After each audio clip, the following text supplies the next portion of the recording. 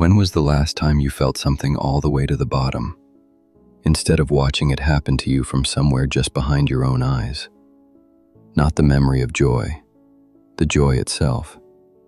When did a laugh last reach your chest instead of stopping politely at your mouth?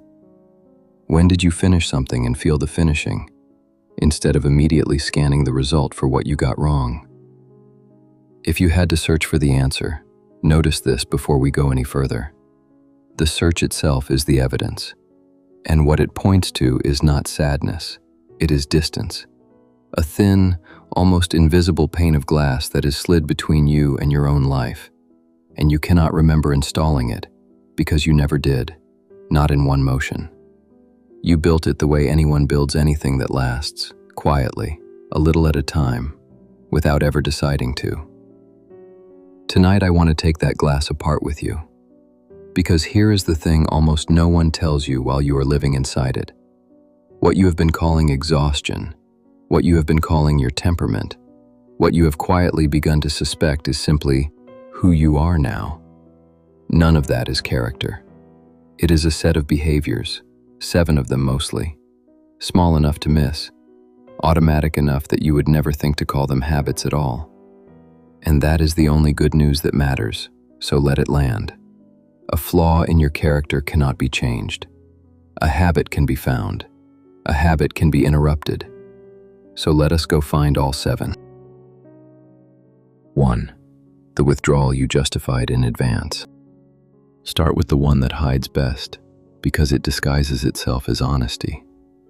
You told yourself it was temporary. Just this week. Just until things calm down. Just until you have the energy to be good company again. Because you did not want to inflict the current version of you on anyone. That was a kindness, you decided. That was you being considerate. And that was months ago. Watch how the mechanism actually runs, because it is more precise than you think. You rarely announce your withdrawal. You justify it before it even happens. The invitation gets declined before it is fully read. The message sits unanswered until answering it feels stranger than the silence. And every time, the reasoning is the same quiet verdict. Seeing people is too much right now, and anyway, I would only be a weight nobody asked to carry. Here is why this single habit is so extraordinarily good at keeping you where you are. Withdrawing does not just remove other people from your days. It removes the only reliable evidence you have against your worst conclusions about yourself. You believe you are a burden, so you disappear. And the disappearing guarantees that no one ever gets the chance to prove you wrong. The belief is never tested, it just gets older. And age, in the mind, gets mistaken for truth. This is not metaphor, it is mechanism. You predict rejection, or you predict that you will drain the room, and then you behave in a way that makes certain you will never find out whether the prediction was accurate. And an untested prediction does not stay a prediction. It gets quietly refiled as a fact. Depression does not need to be right about you. It only needs you to stop checking. So checking is the intervention, and it is smaller than you fear. Not a grand return, not a party you dread. One minor, specific contact, chosen not because you feel ready, but as an experiment. A text back, a 10-minute coffee, sitting near someone at lunch instead of alone. You are not trying to feel better first. You are trying to find out whether the belief driving your isolation was ever true. And what people almost always discover when they finally test it is that they were glad they went, that the drain they were so certain they would become existed only in the forecast. That gap between what you predicted and what actually happened is the whole point. It is the crack of daylight the whole system has been built to keep shut. 2. Waiting to feel like it. But a person can walk back through the door of every relationship in their life and still stay frozen everywhere else. At the sink of dishes, at the desk with the unanswered message, at the version of themselves that used to simply start things. You are on the couch, and you already know exactly what would help. A shower, a walk, 10 minutes outside, and you do not move, not because you decided not to, because some invisible switch that used to flip on its own just doesn't flip anymore. Here is what almost no one explains about that switch. It has nothing to do with laziness, and far less to do with motivation than you have been taught. There is a split deep in the machinery between wanting and liking. Wanting is the drive that gets you up off the couch before you have done anything. Liking is what you feel once you are already midway through having started. And the strange cruelty is this: depression barely touches liking. It guts wanting, which means waiting until you feel like doing something is not patience. It is a trap, engineered by the exact chemistry you are trying to outlast. You are waiting for a green light that the illness itself switched off. So the guidance is almost embarrassingly simple to say and genuinely hard to live. The doing has to come first, and the wanting, if it arrives at all, arrives afterward as a kind of surprise. There is an old story from the consulting room of a woman so depressed she told her therapist she planned to go home and go to bed. He asked what she would have done if she were not depressed. She said she would have stopped for her favorite coffee. So that went on the schedule. Then the grocery store, since she would already be out. Then dinner, then dishes, then a show she used to like. None of it required her to feel like doing it first. It only required the plan to exist before the doubt had a chance to argue. Take that literally, not as inspiration but as instruction. Plan the next few hours in small, specific blocks, written down, before you feel any pull to do them. This is not a productivity system. It is a workaround for a brain that has temporarily lost the ability to generate its own momentum. And every time you act without the feeling and the thing gets done anyway, a piece of evidence quietly collapses. The inertia was never proof of anything about you. It was a lag between wanting and doing, mistaken for a verdict. 3. The world that keeps getting smaller. Inertia explains why you do not start. It does not explain why, even when you do start, your world keeps shrinking anyway. Fewer risks, fewer new things, fewer doors even considered. That is a separate habit, and it is the one quietly deciding, in advance, what you are even allowed to attempt. Avoidance feels like self-protection. It functions like self-erasure. Every time a task looks difficult and you quietly decide not to attempt it, you are not just skipping one afternoon. You are teaching your own mind something about what you are capable of, and the lesson sticks, whether or not it was ever true. The application not submitted, the call not made, the errand postponed indefinitely. Each one justified by a single silent verdict. I am not capable of that right now. The task vanishes from the list. The verdict stays behind and hardens. This is where a life starts to feel less like a life and more like a holding pattern. And here is what makes it almost impossible to catch yourself doing it. Nobody experiences this as cowardice. It feels like accuracy. It feels like you are finally being honest about your limits.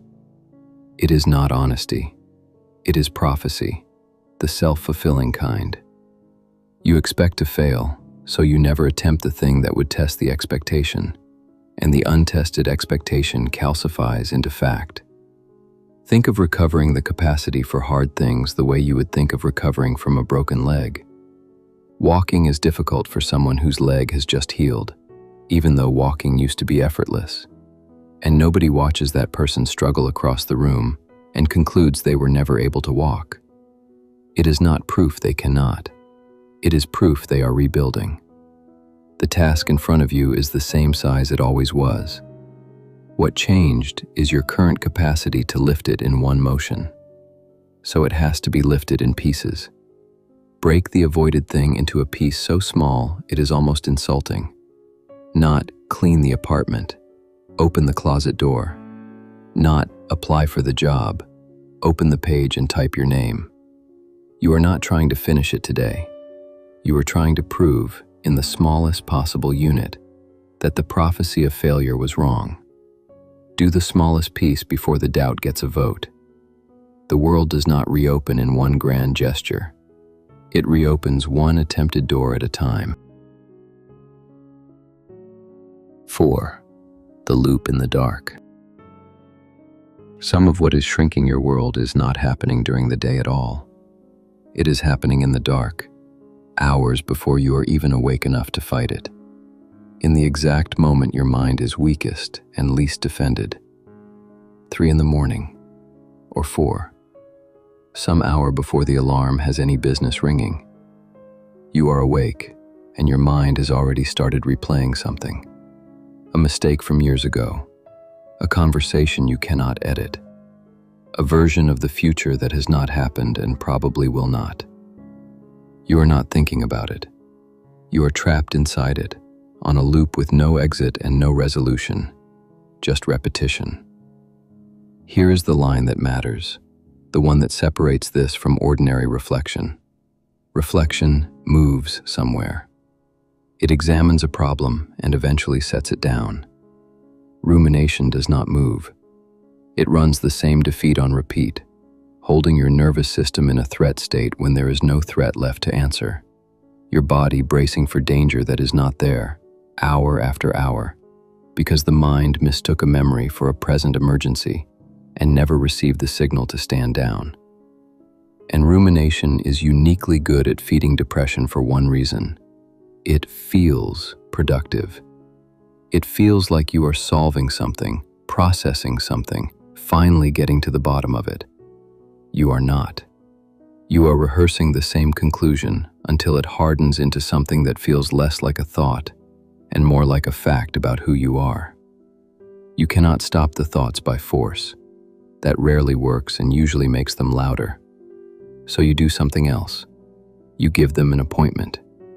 When the thought shows up mid-task, you do not analyze it and you do not resolve it. You write 4 or 5 words that name it, and you tell yourself, out loud if you need to, that it has an appointment tomorrow, not now. This works for a precise reason.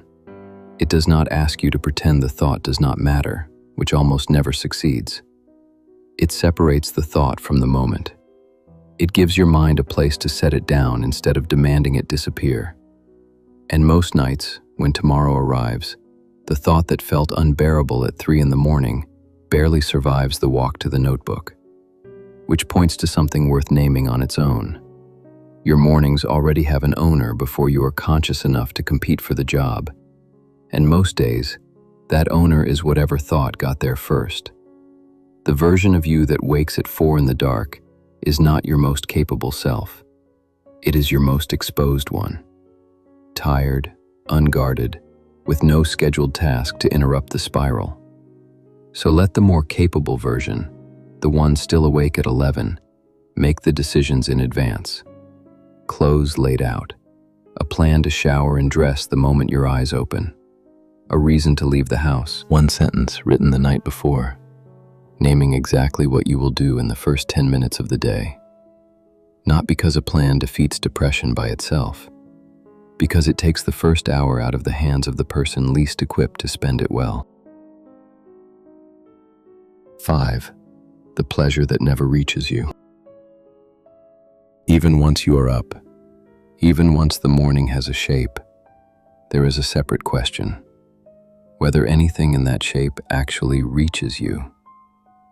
Whether accomplishing something or enjoying something still registers as anything at all. Because here is a piece of the mechanism that is almost never explained. Pleasure does not vanish in depression. It gets intercepted before it can register. You can move through an activity that used to bring you joy, a favorite meal, a good book, time with someone you love, and come away feeling nothing. And that emptiness becomes its own evidence. You conclude that even the good things are broken now, that whatever made life enjoyable is simply gone. It is not gone. It is being sabotaged in real time by a thought you do not even notice having. There is the story of a man who had lost all pleasure in something as ordinary as reading the newspaper. He was not lying about the flatness. But when he was asked what was actually going through his mind while he read, the answer came fast. Thoughts about losing his job, about the world coming apart. He was not reading the newspaper. He was reading 2 sentences and then disappearing into a spiral about his own failure. And the spiral ate whatever pleasure the reading might have offered. Same with washing his car. No sense of accomplishment afterward, because his attention had spent the whole task fixed on the one spot on the roof he could not quite reach. He did the thing. He simply never let himself register having done it. So name it precisely. Depression does not only reduce what you do, it corrupts your ability to credit yourself for what you did, and it corrupts your ability to stay present for what you are doing while you do it.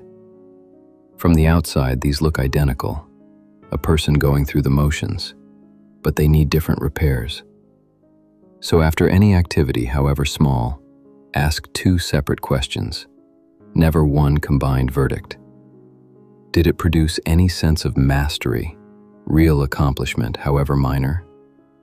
And did it produce any pleasure, actual enjoyment in the moment? People are frequently starving one while assuming both are dead. Paying a bill, buying groceries, a shower before noon. These count as mastery, even when they look from the outside like nothing at all. And when you do something and still feel nothing, catch what your mind is doing while you do it. If you are washing the dishes while running a highlight reel of everything wrong with your life, you were never really washing the dishes. Bring your attention back to the water, the plate, the weight of it in your hand. Not as a performance of mindfulness, because that is the only place the pleasure was ever located, and it cannot reach you anywhere else. 6. The voice that judged you before the evidence came in. 6 habits now sit in front of you, each one small enough to miss.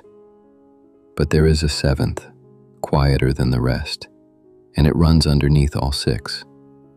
A voice that decided, long before any of this, exactly how to interpret everything you do. It runs on 3 fixed judgments, so automatic you never hear them as judgments at all. A verdict on yourself, incompetent, unlovable, or both. A verdict on the world, indifferent at best, hostile at worst.